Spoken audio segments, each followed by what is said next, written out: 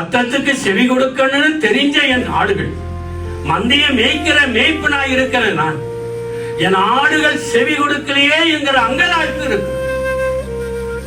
எவ்வளவு சொன்னாலும் அதுல என்ன தப்பு இருக்கு, அது செய்தா என்னன்னு இன்னைக்கு தைரியமா பேசுற ஆடுகளா இருக்கு.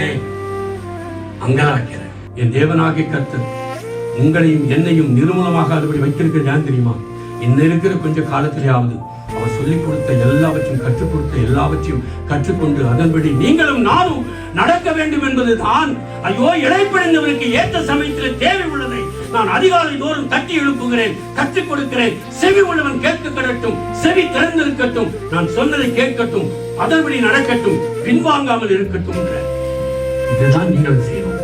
ஆண்டவரே, நான் பின்வாங்க மாட்டேயா, என் செவி உமக்காய் திறந்திருக்கிறது.